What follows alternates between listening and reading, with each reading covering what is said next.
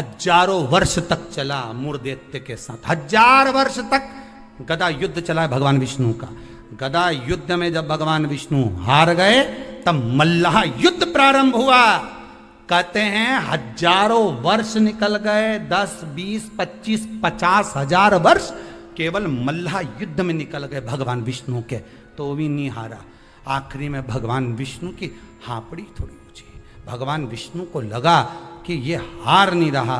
भगवान विष्णु थक गए, क्योंकि ये मूर्धदैत्य तो पत्थर जैसा था और मेरे नारायण कमल जैसे कोमल थे।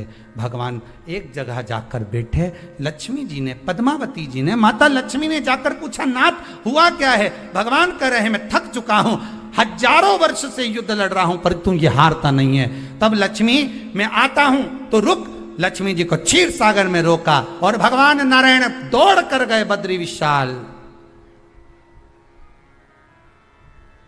हेमवती गुफा में प्रवेश कर गए, 12 योजन की उस गुफा में मेरे भगवान प्रवेश कर गए। जाकर मेरे नारायण सो गए, क्योंकि इतने थक चुके थे।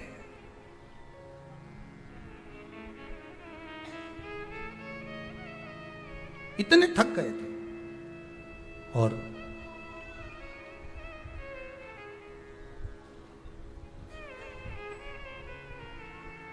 इतने थक गए भगवान, इतने थक गए, सो गए। मूर्धदैत्य भगवान के पीछे पीछे दौड़ कर आया कि आखिर ये जा कहां रहे हैं, ये जा कहां रहे हैं। मूर्धदैत्य ने विचार करा, आज भगवान भाग कर कहां जा रहे हैं मुझसे। केवल वो काल्यावन को देखकर भगवान युद्ध का मैदान छोड़कर नहीं भागे थे, यहां मूर्धदैत्य को देखकर भी भगवान युद्ध का मैदान छोड़कर भागे थे। भगवान का नाम था रणछोड़ राय। कहां जा रहे हैं, किस जगह जा रहे हैं? चले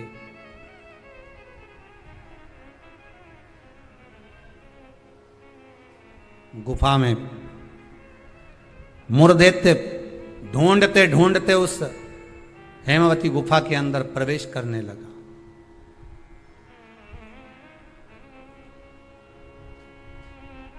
वहां पर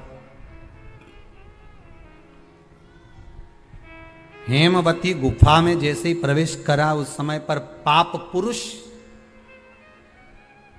कौन सा पुरुष है? पाप व्यक्ति का जो पाप होता है, जब वो पुण्य वाली जगह पर जाता है, सत्कर्म वाली जगह पर जाता है, तो उसका जो पाप पुरुष है, उसका जो पाप है, वो उसके सामने आकर खड़ा हो जाता है। बहुत ध्यान देना। क्यों कहते हैं कि मंदिर जाओ, क्यों कहते हैं तीर्थ जाओ, क्यों कहते हैं सत्संग में जाओ, क्यों कहते हैं कथा स्मरण में बैठ जाओ, क्यों कहते हैं?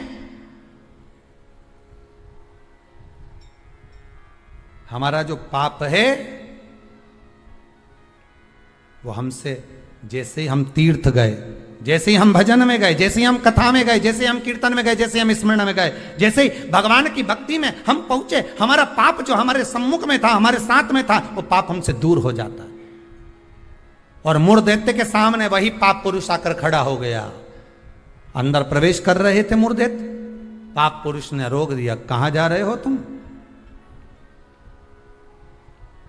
तुम्हें मालूम नहीं तुम कहां प्रवेश कर रहे हो? तुम्हें ज्ञात नहीं है क्या? ज्ञात है। मैं भगवान विष्णु को ढूंढने जा रहा हूं, उनके साथ मेरा युद्ध हो रहा था। अच्छा, मैं भगवान विष्णु को ढूंढने जा रहा हूं क्योंकि उनके साथ मेरा युद्ध हो रहा था। पाप पुरुष ने रोक दिया, अंदर नहीं जा सकते क्योंकि अंदर पुण्य है, आप रुको वहीं पर। रोक दिया। जब मूर्धदैत्य ने पाप पुरुष को हटाया और अंदर प्रवेश करने लगा, 11 दिन तक, एकादशी दिन तक, 11 दिन तक पाप पुरुष और मूर्धदैत्य दोनों की बात संवाद हुई है। पाप सामने है, मूर्धदैत्य प्रवेश कर रहा है, बीच में पाप अड़ा पड़ा है। और वहीं बस उस 11 दिन में क्या हुआ कि 11 दिन में भगवान विष्णु के शरीर से एक स्त्री ने जन्म ले लिया। एक कन्या ने, एक स्त्री ने, एक नारी प्रकट हो गई, नारी प्रकट है। मार्गशीर्ष मास कृष्ण पक्ष एकादशी के जन्मदिन की तारीख बता रहा है। जैसे भादो कृष्ण अष्टमी किसका जन्म है? भगवान कृष्ण का। चैत्र की नवमी बोलते जाओ राम जी का। कोई आपसे पूछे कि एकादशी का जन्म कब हुआ था? मार्गशीर्ष मास की सुंदर कृष्ण पक्ष की एकादशी के दिन, जब 11वां दिन था भगवान को सोते हुए, तब भगवान के शरीर से एक कन्या ने, एक स्त्री ने जन्म लिया। 11वें दिन जन्मी, इसलिए भगवान आगे इसका नामकरण संस्कार करेंगे, उसका नाम एकादशी रखेंगे।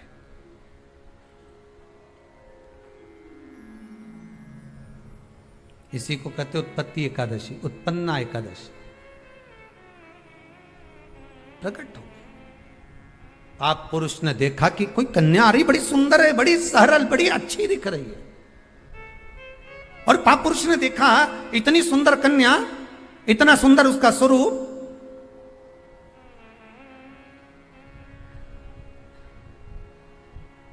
कईयों के मन में बड़ा प्रश्न होता है महाराज जी।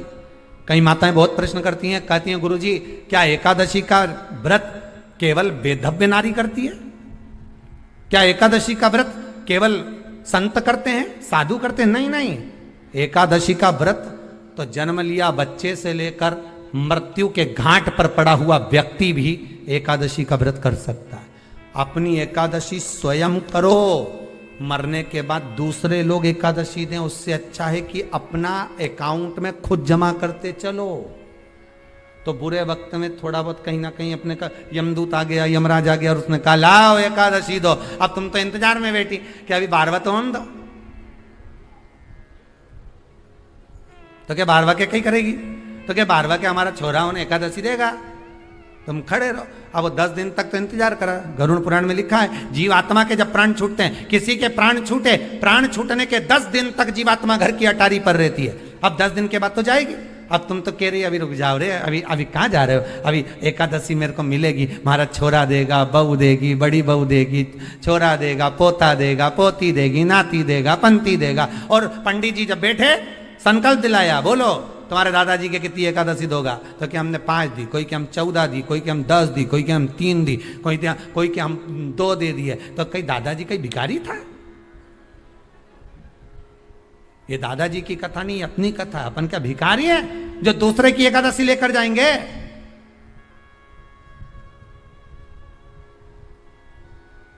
अपन अपनी एकादशी खुद करो, स्वयं एकादशी करो, फिर कहूंगा भले बकरी जैसे चरो, पर एकादशी कर। स्वयं अपने लिए एकादशी करो। जिस समय पर जाएं एकादशी, उत्पन्ना, उत्पत्ति एकादशी प्रगति। पाप पुरुष एकादशी को देखा, भाग गए। कितना सुंदर व्याख्यान वर्णन है, जरा ध्यान दीजिएगा कि मात्र एकादशी का दर्शन ही पाप पुरुष ने करा और वो भी भाग गया। घर में अगर कोई एक व्यक्ति एकादशी का व्रत करता है तो उसके घर में पाप प्रवेश नहीं करता। ये देखिए कितना सुंदर व्याख्या। पाप पुरुष भागा। मुरदैत्य सामने खड़ा था। जैसे ही सुंदर स्त्री को देखा, मुरदैत्य ने हाथ आगे बढ़ाया। इतने में एकादशी माता ने तुरंत जो हाथ का धक्का दिया कि मुरदैत्य ने जैसे देवताओं को नीचे पटका था, वैसे ही मुरदैत्य भी भूमि पर गिर पड़ा। बहुत ध्यान देना, अगर आप किसी को नीचे गिरा रहे हो तो अपनी भी तैयारी पूरी कर कर रखना कि तुम भी कहीं ना कहीं नीचे गिरोगे। आज नहीं तो कल। आप किसी के लिए खड्डा खोद रहे हो, तैयारी रख कर रखना, एक दिन आपके लिए भी तैयारी होता है। घर में एक बूढ़े पिताजी रहते थे, तो पत्नी ने कहा तुम्हारे पिताजी बहुत खांसते हैं, बच्चों को पढ़ने में तकलीफ होती है, एक काम करो इनको माली के कमरे में ठहरा दो, चौकीदार वाले। चौकीदार के कमरे में पिताजी को, हाँ फिर रोटी वोटी भोजन वोजन क्या करेंगे, मैं यहाँ से सब भेज दूंगी, तुम चिंता मत करो। पिताजी को चौकीदार के कमरे में ठहराओ, एक घंटी लगा दो, पिताजी घंटी बजाएंगे, मैं यहाँ से सामान भेज दूंगी। ठीक है। पिताजी से बेटे ने कहा पापा बाबूजी आप पीछे के कमरे में ठहर जाओगे क्या चौकीदार वाले? हाँ बेटा मुझे तो सोना है, कहीं पर भी सो जाऊं, उसमें क्या दिक्कत। हाथ जोड़ के पिताजी आपसे हाथ जोड़ता हूं, आप इस मकान में अंदर कभी मत आना, आप बाहर रहो। ठीक है बेटा, अगर आप बोल रहे हो तो मुझे कोई दिक्कत नहीं है। ठीक है, एक घंटी लगा देता हूं, बजा देना, पानी ले आएगी बहू, भोजन ले आएगी, नाश्ता ले आएगी, चाय ले आएगी। ठीक है।